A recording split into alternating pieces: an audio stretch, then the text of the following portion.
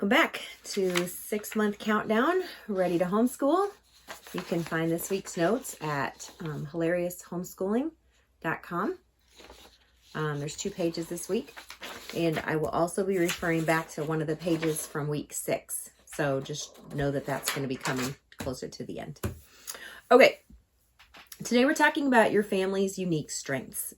I want to start by saying that I firmly believe that God's basic building block of all societies is the family. That when he created Adam and Eve and directed them to have children, he was setting up the basic building block and the pattern that he wanted followed forever in the way that he built communities. So when you look at your family, you are, whichever people are living in your home, you are a cohesive unit that God has put together for a specific place and a specific time to do his purpose here on earth. You may not look like the familiar nuclear family like we're talking about, a father, a mother, and a handful of kids. It could be other relatives that are living with you. You could be a single parent. It could be some adopted kids. I'm not really sure what is happening in your family and what you have comprising your basic building block. But there needs to be one person set as the head of the home. I believe biblically that is the man, the head of the household, the father figure. In some societies, it is a different person that is the head of the household. But there needs to be somebody who, the buck stops here, the final decisions are made by a certain person, and other people fall in line. And even if they disagree with some of those decisions that are being made, they agree that that is the person that makes those decisions. So I think that it's very important to have authority and structure and unity and cohesiveness as you build your family. I think it's interesting that women tend to have a lot of different interests, but God has designed them to be a helpmeet for their husband. So once a woman gets married, it's not that their interests die, it's that certain interests are called out and called upon to be helpmeet material for her husband, and other interests just aren't. For example, my husband owns his own handyman construction business. So I have had to hone my abilities in record keeping and accounting and filling out government paperwork for like payroll forms and stuff like that. I didn't really have many of those abilities to begin with, but I've had to develop them. An interest that I did have would be reading, but my husband doesn't really enjoy reading. He would rather watch TV or work. He works a lot. So I remember a couple that we knew at the beginning of our marriage, and they would say, well, last night we were both reading books and sipping wine by the fireplace, and it was just so nice just to have the quiet comfort of the two of us, and every once in a while we'd stop and share a quote that we found that was neat in one of our books. And I was like, I don't know that Darren and I will ever have an evening like that. Not that it wouldn't be interesting. I enjoy reading, but I don't know that Darren would ever enjoy an evening like that. So if I forced him to have an evening like that, he would only be doing it because he loves me, not because he's truly interested in sharing quotes from books. So what I'm trying to get at is that a lot of times the father is the one who sets the goals and the priorities and the passions and the ministries and the ultimate purpose of the family. And the wife brings her interests and her abilities to match up with his. And so every family is going to look unique. Every family is going to be a different blend of strengths and missions and callings from the Lord. And so every family looks different. And I think that's how God wanted it to be. I think he designed every family to be different. There are certain principles that unite us and help to unite us in church and in following the Lord. But there's also a lot of different ways that we express our individuality. So there are some things that overlap with other families, but there are hundreds and thousands of unique combinations of interest, family dynamics, where people live, the opportunities that are available to them, the extended family that lives around them or with them, etc. Let me just give you 3 examples from our own family. Like I said already, in our family, we have our own handyman construction business. I like to read, so we have lots and lots of books all over the house.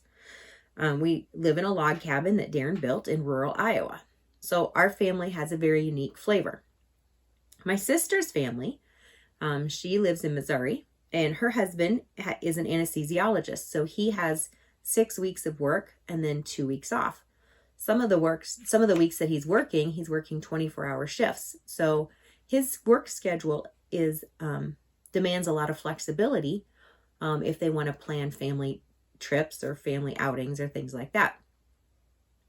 They own many horses. My sister has loved horses since she was a little girl, and she is able to have several horses on their farm, and she's even gotten her daughters involved in equestrian events where they earn ribbons for the way that they compete in English saddle riding and things like that. Her boys especially love dirt bike racing, and they have gone on several different outings as a family to watch their 2 boys participate in dirt bike races in other states. So that is a very unique combination.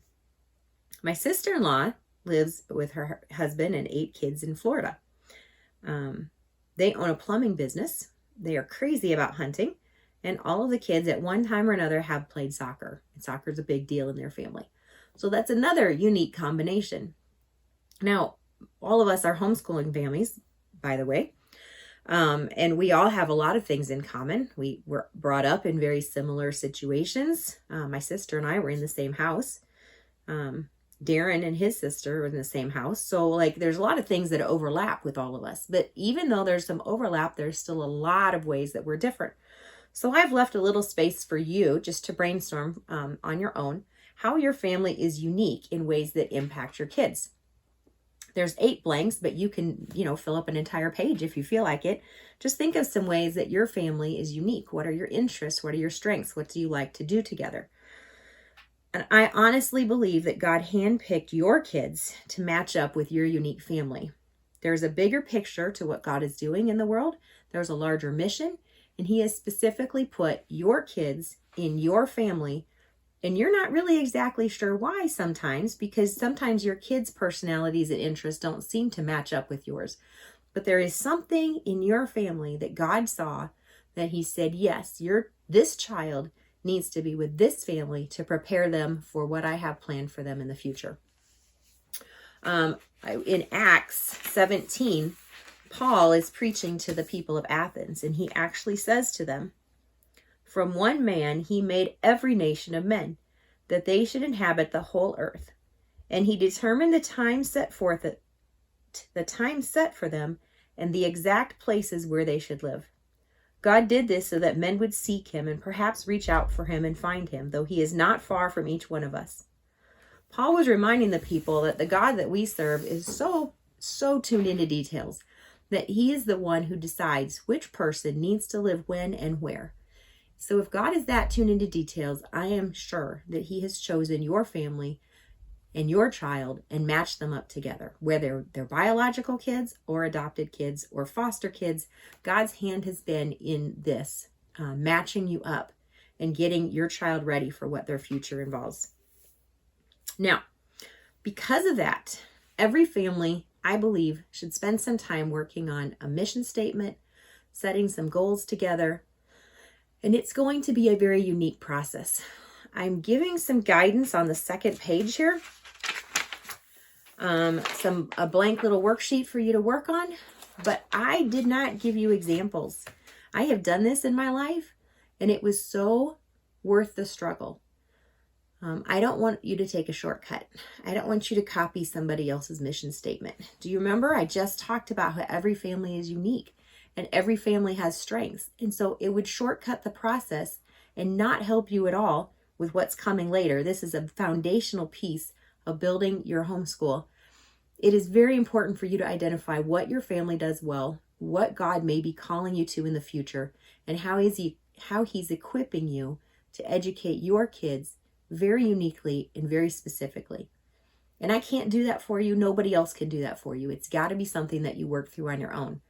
Kind of like watching a butterfly emerge from a cocoon. If you go and help somebody, they don't have, it shortcuts the process, and it actually damages the butterfly in a way that can't be fixed.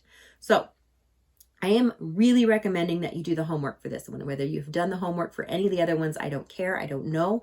But I was very, very, very highly recommend that you do the homework for this one and spend some time struggling through what you feel God is calling your family to do. I wrote that here in a paragraph. I firmly believe you need a mission statement, a set of goals and principles to help you guide your decisions. We did this before Nathan started kindergarten. We were driving to Menards, okay? Because my husband has his own handyman construction business, we take many dates driving to Menards in Sioux City, which is an hour drive, an hour back. And we get a lot of talking done in the pickup while we're doing that. I remember having a notebook on my lap and talking while he drove and just jotting things down. By the time I was done, I had a big old mess of words, phrases, ideas, things that we thought were important in life. Then I took that and a few days later, organized it into 4 statements that have guided our decision making ever since.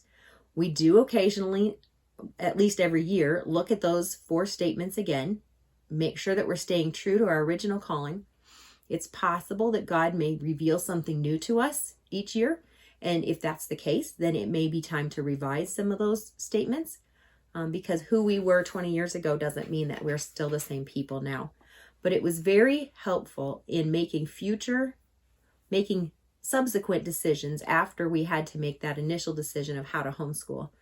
That helped us decide what curriculum to use, what methods to use.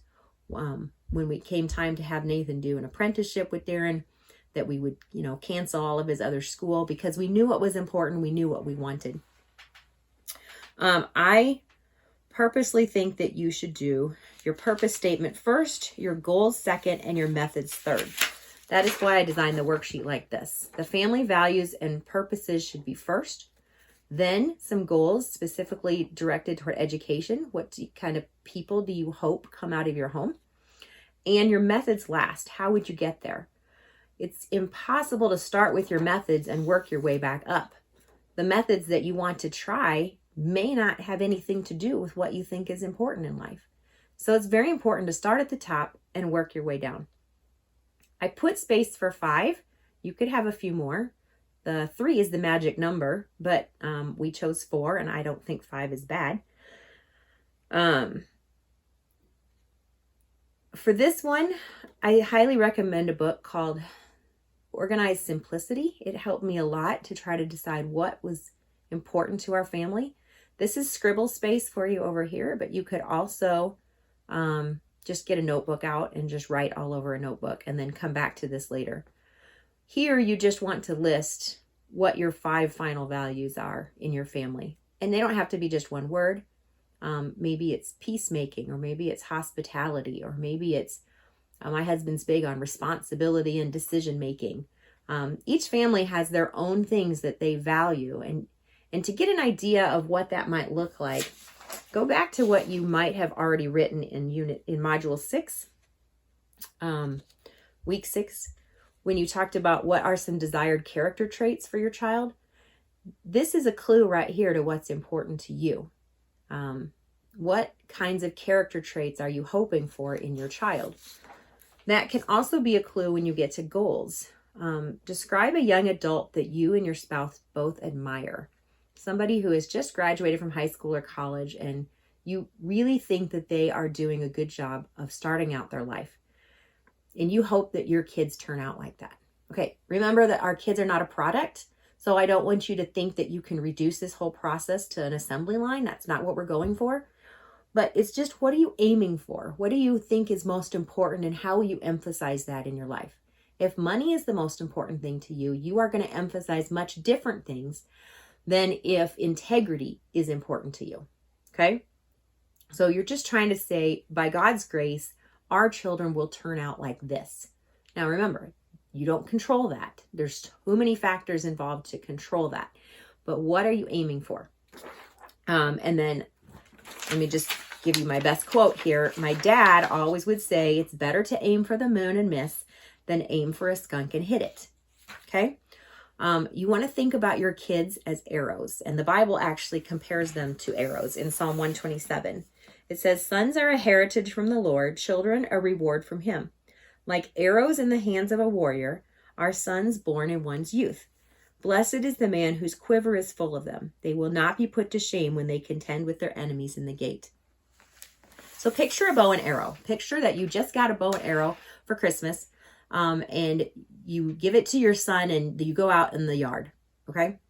And you say, all right, go ahead and shoot it. And they say, well, what should I aim for?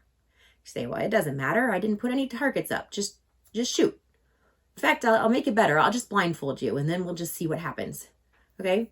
That would be foolishness. Okay? Because you could break a window, you could kill somebody, you could poke your eye out. So there's so many different things that could happen if you don't have a target that you're aiming for. Similarly, your kids are like arrows in the hand of a warrior. You need to have some idea what you're aiming them for. And they may choose their own path later in life. You don't control that. But what are you aiming for? What is your target? And how will you define it? How will you know if your kids are getting closer to it or too far away from it? That's what we're talking about with goals. And I was really surprised when we wrote our goals. Academics only factored into one of our goals for our kids.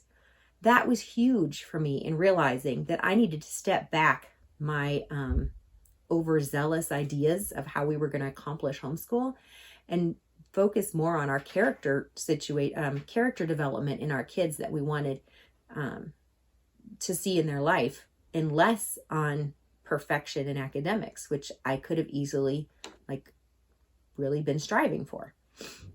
Okay, the last thing to consider is your methods. How are you going to use time and energy and money to accomplish these things up here, your goals and your family values?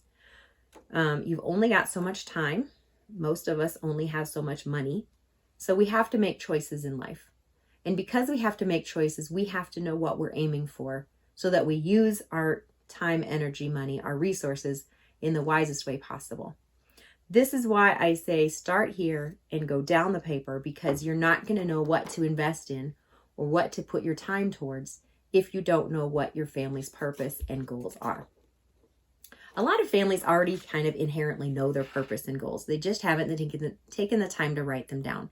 So that's what I'm encouraging you to do this week, is just take some time to talk about this with your spouse, to take some time to brainstorm, to write out in a notebook, and to just try to clarify what your goals are. You don't have to sit with the same goals for 20 years. They worked for us and we didn't ever change them. But that doesn't necessarily mean that that's the best way for you to go about this activity. If that's stressing you out, that you have to choose goals that are going to last 20 years, don't do that. Just take the time to think about it for this year then. Okay. I think that's all I wanted to say about that. If you have not yet done this exercise from week 6, you're going to want to go back and do that too, eventually, because all of this is going to be tying into a couple weeks from now when we talk about what curriculum fits your family best. If you don't know this kind of stuff right here, you're not going to be ready to make goals for your kids for next year and choose what curriculum is going to get you there. That is why this is a foundational piece. All right, week 19, we're going to be talking about You Can Teach Your Child Successfully. It's a book by Ruth Beechick. If you don't have it yet, please make effort to get it. I have provided an Amazon link that will help me as an Amazon affiliate, but you can find it other places as well. So I thought I had this video done, and then I decided that I had 2 more things that I needed to say. First of all, when you're stating your goals, remember to state them positively. Remember in our analogy of the arrows, that you go outside and you just say, just shoot, and you didn't put up a target. Well, if I said, don't hit any windows, okay, well, that's good. I've narrowed down what I don't want you to aim at, but it's still not very definite or direct or specific to say what I do want to aim at. And this is something that homeschoolers can fall into, because homeschoolers can say, well, I don't want my kids in the public school. Okay, well, that's what you don't want to aim for. What do you want to aim for? It still isn't enough to give yourself direction to name what you don't want. You need to state your goals in a positive fashion. So look back through, if you've already done your goals exercise, or when you get done, look back through your goals and see if there's anything that's stated negatively. Like, we don't want our child to do this, or we don't want our family to value this. And see if you can spin it around to be a more positive statement, what you are aiming for, not what you're trying to avoid. Last, I want to encourage you to not look at your children as somebody that you have to wait to enjoy. You are painting a picture of who you hope your child may become in 10, 15 years, but your child is still a person today. This is what I learned when I was reading Ann Voskamp's book, 1,000 Gifts. And I'll never forget the way that she put it. She said that each moment is like a bead on a string. And sometimes we're so busy focusing on, the bead way over here, that's 20 years from now, that we forget to enjoy each moment along the way. We're so focused on this that we end up being frustrated with our kids that they aren't who we thought they would be yet. And that causes us to lose track and actually discard all of these other beads in between. And in the meantime, we lose a relationship with some of the most wonderful people on earth, your own children. So you want to be very, very careful that even as you're stating a goal for 10 to 15 years from now, casting a long-range vision for your family and your children and the ideas that you have, the ideals that you have, you want to make sure that you're still valuing the special, special people that your children are right now, because the bond that you have as parent and child can be very much enriched by your attitude, being welcoming, hospitable, kind, generous, remembering that even if they aren't who you hoped that they would become, and maybe they never will be, they are still valued in God's eyes. And He created them for a purpose. It may be that you haven't seen it yet, or it hasn't been revealed to you or your child yet, but to just continue to build each day into your relationships. One of the most valuable things that you can do that will store up treasures in heaven is to serve God together, to praise God's name together, to memorize scripture together. Those have eternal rewards for both you and your child. And so those days and moments aren't ever wasted. Sometimes we feel like we lost momentum in achieving a goal because we didn't do X, Y, and Z a certain week. But spending time pursuing God is never time that's wasted. And so spend time with your kids, get to know who they are, help direct them and direct their futures, value them in your family, do ministry together, serve God together, and remember to enjoy all the moments that are in between where they are right now and where they may be before they leave your home. And if you have a chance, read Ann Voskamp's book, 1,000 Gifts. It gave me a whole different perspective on our time here on earth. So thank you very much. Week 19 is talking about the book, You Can Teach Your Child Successfully. I highly encourage you to get that book before week 19, or at least check it out and read it. And have a great week. Thanks.